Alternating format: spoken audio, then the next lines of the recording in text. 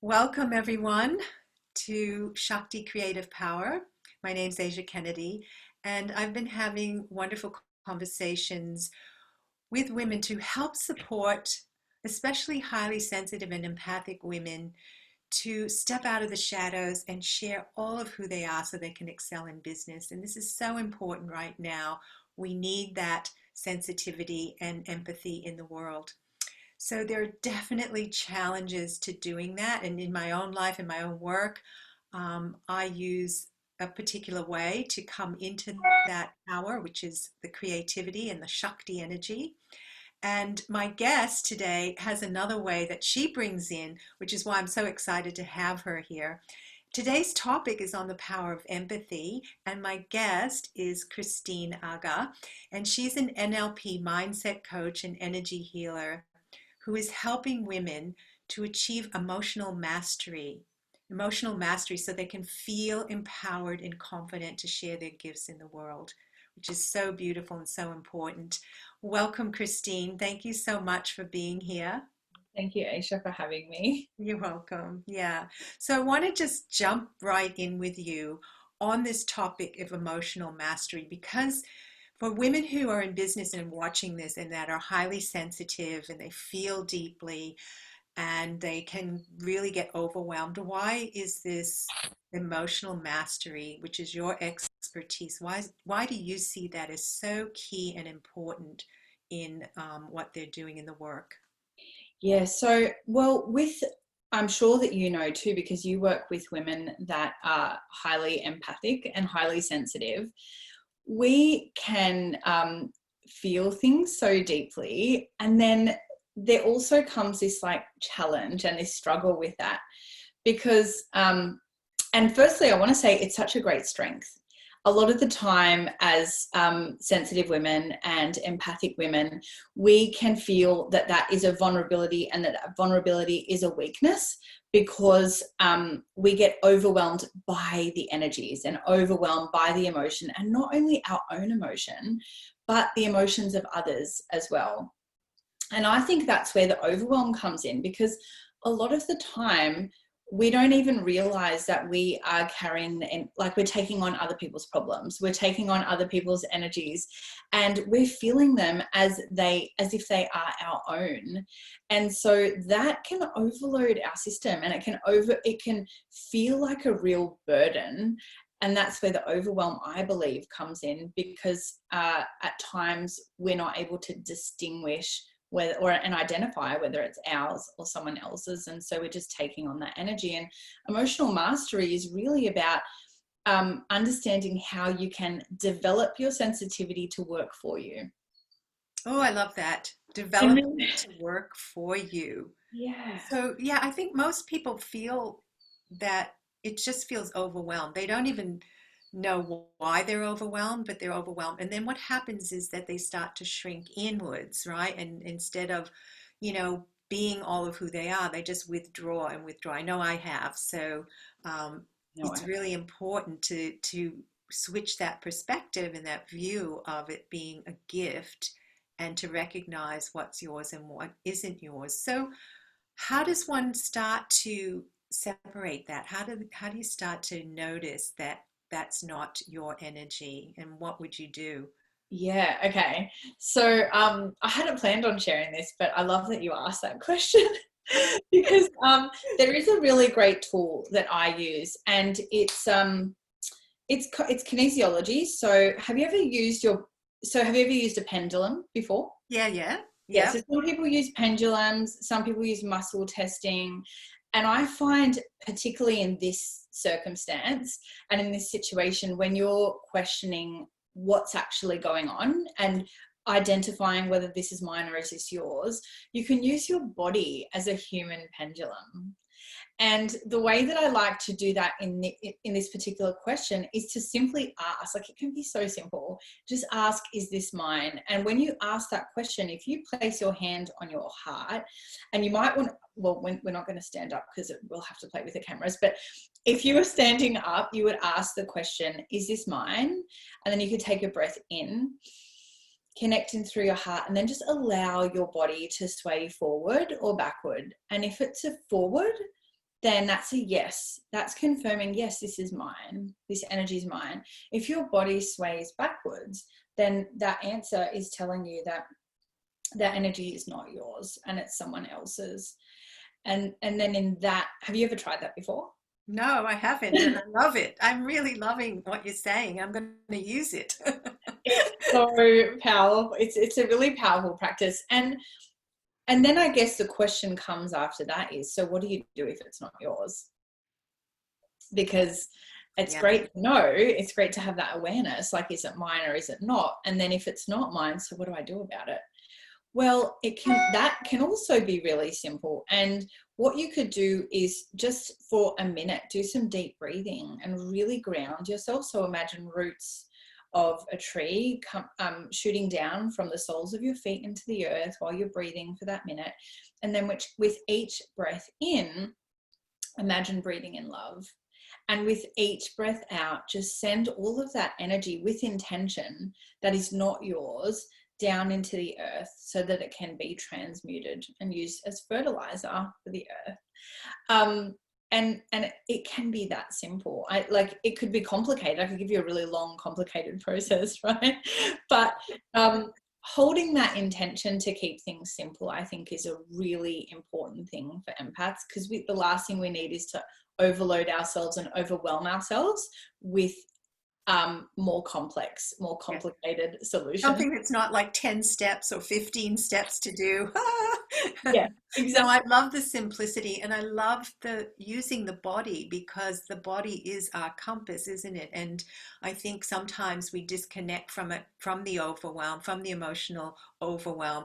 But like, I love that coming back. So thank you. That is a beautiful practice, and I hope you enjoy it at home too, because I'm going to use that now. That just feels really simple, and I love simple, really love simple. So that's excellent.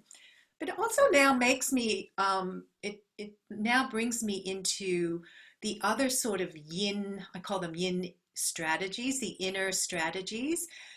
Because, in business, we do a lot of outer strategies. And I think for empathic people and sensitive people, we have to really strengthen our inner strategies, right? And Absolutely. one of them, for me, and for the work I've been doing, I find is intuition, of course, right? And we all have it, but I think that inner strategy isn't as strong sometimes as it could be. And I want you to speak on that a little bit, if you would, about how you see intuition working with your clients and how that helps them feel more confident and more empowered, and how they Absolutely. can trust it. Like, how do you start to trust your intuition? So intuition's a really beautiful thing. And the way that I love to see intuition is this connection with our soul. And so when we listen to the voice, well, first of all, I think it's so important. And I know that this is a practice that I've used throughout my journey and that I share with all of my clients. And that is to create space every single day to connect within. Mm. And that could be so many different things. That looks very different for different people. And, it could be things like meditation. I love meditation. I'm a meditator and I'm all for meditation. So for me, that looks like meditation. That's like the first practice that I go to. But for some other people, that could be journaling. It could be movement. It could be anything to do with creativity. Like you were just talking to me about the pottery that you were doing this weekend. So, anything that involves turning on your creativity is a great catalyst to opening that connection with your soul and with your intuition. Because that when you have that connection, you literally use your body as a compass. It is your inner guidance system. So we can have all the strategy, all the outer strategy and all the external strategy, and that's all great and it has a place.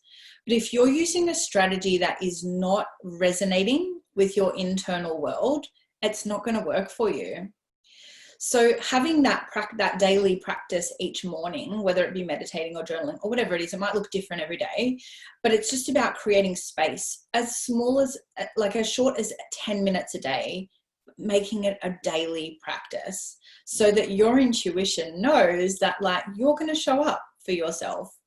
And when you show up for yourself, your soul's going to show up for you greater than ever and more loudly, more predominantly than ever, because you are taking that space and making a commitment to show up for yourself. So it's going to show up for you. I went off track there. Did I answer your question? Yes, we're talking about how to trust our intuition more and how to get in touch with it. And yeah, I love everything that you've mentioned. And as you were talking about, just little things that you do that take you into, well, for me, it's like this journey, because intuition isn't something, it's not a concept, it's not something in the realm of the mental. So when we talk about intuition, we are going from head to heart, if you will, like, so it's a journey. And I always say this to all my clients, it's a journey that we're on from head to heart. We're moving out of the egoic sense of what power is into the true power of the heart. And so intuition is an inner sort of feeling. So whether that whatever takes you out of your head and more into your body and into your heart, that is where you're going to find your intuition, right? And your inner compass. Absolutely. I'd Yeah. love to know, what do you do? Like, is there a practice that you use to help you move from head to heart space and really connect with your intuition? Yeah, one of the things, I love meditation the same as you, but I think, like for some people, they go, oh, because it just seems like this big thing if they haven't ever really done it. I think a lot of sensitive, empathic women naturally gravitate to that for some reason. I think that's a gift that we have, that we are naturally able to move inwards quite easily. And I used a very simple meditation. I used the Heart Coherence meditation, which is from the Heart Math Institute in the States. It's an institution, and they've done lots of scientific research on the heart and the heart's amplitude. And it only takes maybe 3 to 5 minutes of just centering in on your heart, bringing in feelings of gratitude, and it just shifts all the energy in your body, because you're then in your heart, and that is going out, not from the head, but just this energy that's going out from the heart that just flows out like ripples. So I do that because it's so simple. I do that first thing every morning. I might even just sit up in bed instead of getting out of the bed. I'll just sit there and just put my hands on my heart and just breathe, like you say, as if your breath's coming in and out of the heart. And yeah, it's a very, very simple way to Love connect. that. That's Yeah. beautiful. And it's a great practice to do in the morning, because you set yourself up for success, like Yes. with that intention. Yes, definitely. I love doing things first thing in the morning. And for some people, it might be going for a walk first thing in the morning and just really noticing what's around you and being mindful, because the practice of mindfulness is a very body centered practice where you're feeling the sensations and you're really using your senses. It's like your sounds and what you see, and all of that is helps you to just come back into that place, that center, and in touch with your soul, as you said. I love that. Yeah. Absolutely. So, I also wanted to, I'd love to share a practice. It came to me as you were talking about connecting with your heart. Um, when you talked about like overwhelm and how we can really be in that place a lot, and you also brought awareness to when we're in overwhelm, a lot of the time we're in our head, we're in that mind space where there's a lot of mind chatter, or sometimes, the mind chatter, that it's so much that the mind's actually numb and it keeps you in that state of procrastination. So you don't even actually know what the thoughts are. You just know that the mind's moving really, really quick. And I love how you mentioned moving from the head and into the heart and connecting with your body, because for empathic, sensitive women, that for them to be able to do that is such a gift, because because you're feeling things so intensely. When you move from that head to the heart space, really great shifts happen. And I remember when I was going through, I was on my mediumship development journey, and one of my mentors shared this practice she was talking about when you're in that state of like a highly emotional state, or you're really angry about a situation. So it might be, for example, you overreact with your child, or you get really angry and you don't want to be in that place. You don't want to come from that place with your child, but you feel like you don't have control because the state's so intense, and you just feel like you don't even have control of what's coming out of your mouth, and you're just reacting. I have a lot of clients that have those experiences. And she shared with me this practice where you close your eyes and you bring that situation to mind, and you invite in all of the thoughts. So allow all of that mind chatter to play out. And a lot of the time it's pretty negative. And you notice yourself judging. I'm a really bad mom, or I have a really bad a bad behaved child. And you're just in this place of judgment. And then the invitation was to surround the mind and the thoughts in this golden bubble. And then place your hand on your heart and bring all of the thoughts in that golden bubble into your heart space. And then just breathe with that in the heart space. And then what I noticed in that experience is that the situation itself and all of the mind chatter softens. And you just, all of a sudden, a new perspective presents itself. And it's not even a conscious thing. It just happens because you've dropped out of the head, and into the heart, and connected to your intuition, connected to your soul, which then presents this new opportunity, you're looking through eyes of the soul rather than through the mind and all the filters and the belief systems and the programs that we have running. So that's a really cool practice that came up when you were sharing about shifting from the head to the heart that I wanted to share.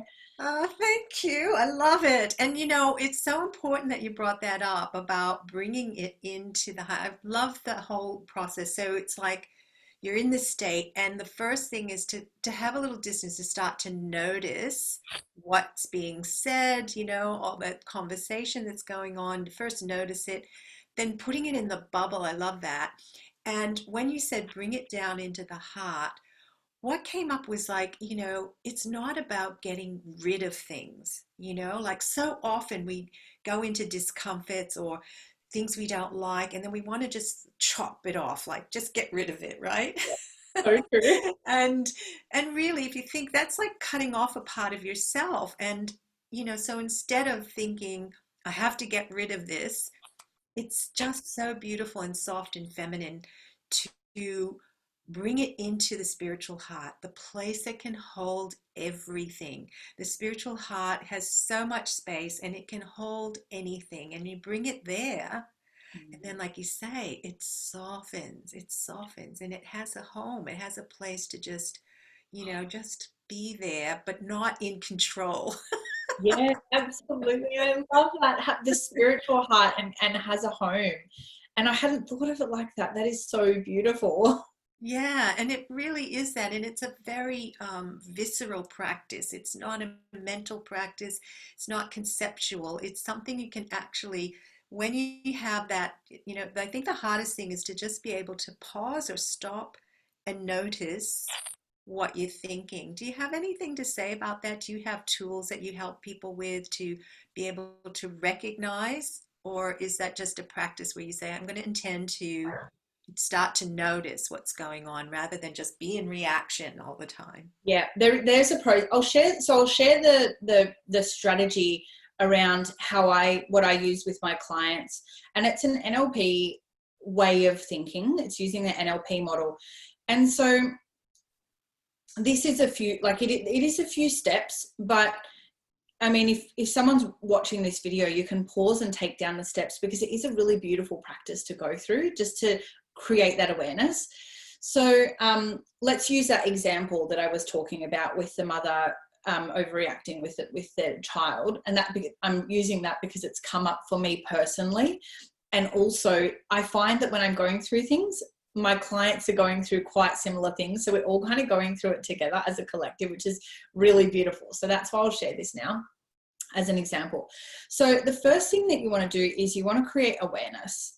So, and that might sound funny because, you know, you think, oh, well, I already know what I'm doing. I know the behavior that I'm doing, but take a step back and look at it through eyes of, rather than eyes of judgment. So just leave judgment, cast judgment aside, and come from a place of curiosity. So what's actually happening? Like if I stepped out of my body and stood in the corner of the room and looked down at the situation, what is actually happening?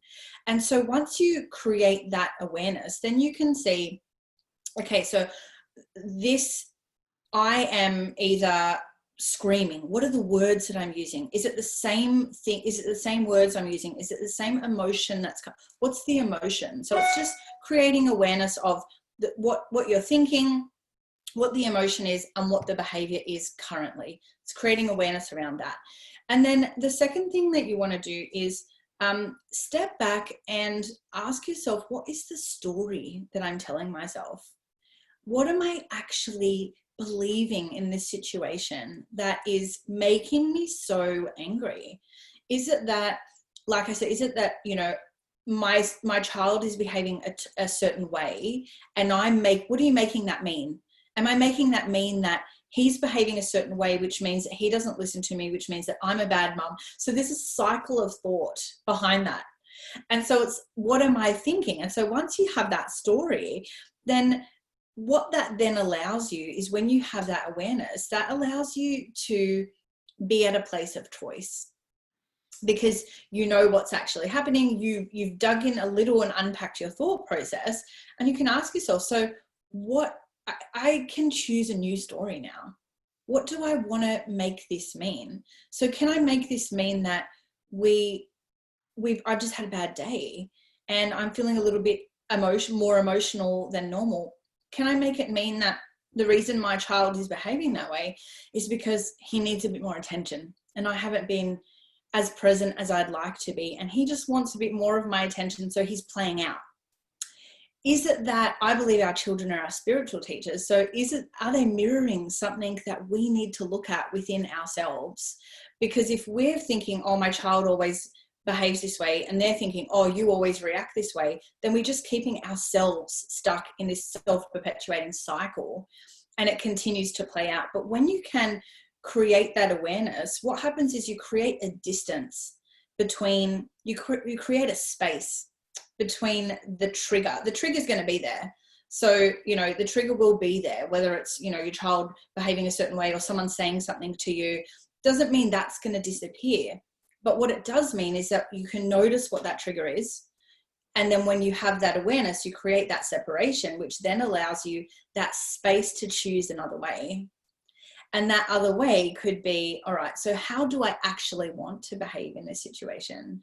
Do I want to move into that heart space and just take a step back and breathe and be calm and peaceful rather than overreacting? Because you know what you don't want, but you want to define pretty clearly what you do want and how you want to behave. And so it could be just saying, listen, honey, do you want to, let's sit down and calm down and have a cup of tea and let's have a conversation about what's going on, rather than rah, rah, rah, rah, rah, rather than that reactive place.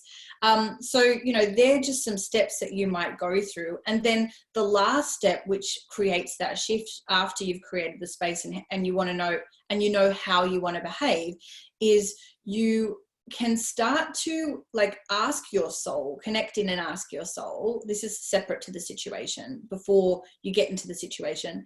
So what's the next step that is going to allow me to get closer to that behavior? And you'll get an answer, because we're all intuitive and we will get an answer when we ask. It's like the law of attraction, like when you ask, you shall receive. And so when you have that, then you can start to implement that. And it could be something really small daily, where intentionally the action step is to give your child a hug every single day, and just like to like heart to heart, just give them a cuddle every day and hold them for 3 seconds. And intentionally in your mind, this is the next step that I'm going to practice each day that's going to bring me closer to becoming a more peaceful mum, to becoming more aware of what's actually happening in the situation and how I want it to be. So does that make sense? I know that it, Yeah, no, it makes so much sense. And as you were talking and, had the curiosity and then recognizing the stories that you tell yourself. And that really stood out because once we start to recognize that they're stories, and because they're not really real, we're in reaction because of a story, and the story is just a phantom that's in our head. So the whole idea of moving from the head to heart is to let go of stories that we tell ourselves unconsciously, make them conscious, and then move into the heart. And the action coming from the heart is not a story, but it's authentic. It's you, and you're being real, and you're coming from your soul. And so, yes, it makes absolute sense, and it's a beautiful practice. Thank you so much for sharing that. I pleasure, think that's going to help a lot of people that are watching this. pleasure, pleasure. Yeah, yeah.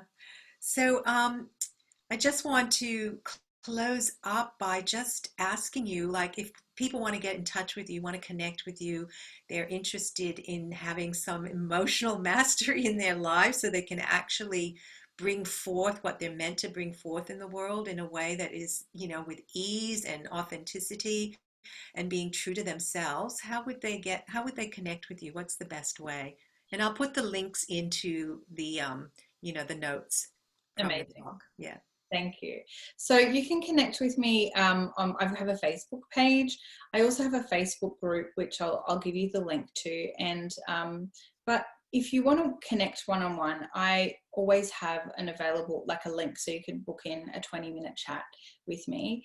And I will give that to you too. But you can connect with me via email, Facebook page. I'm very much active on my Instagram page. There's always like mini trainings running in my stories. So they're either one of those places are great places for you to connect with me.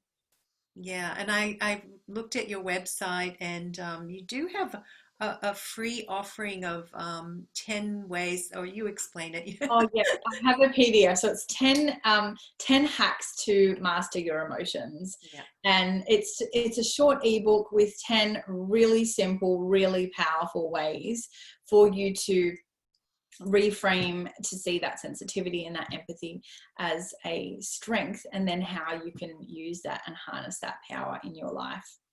Mm, it's beautiful. Beautiful. So do go to the website and download that free PDF. I think that's very, very helpful for all of us sensitive, empathic women in business so that we can really excel and shine the way we're meant to. Christine, thank you so much. Thank you It's so much been for an having me. honor and a pleasure. I love chatting with you. I love that I've met you recently and that we really clicked, Straight away. really on the same page. So yeah, thank you so much. Thank you so much for having me. This is such a great conversation. All right, I'll see you around.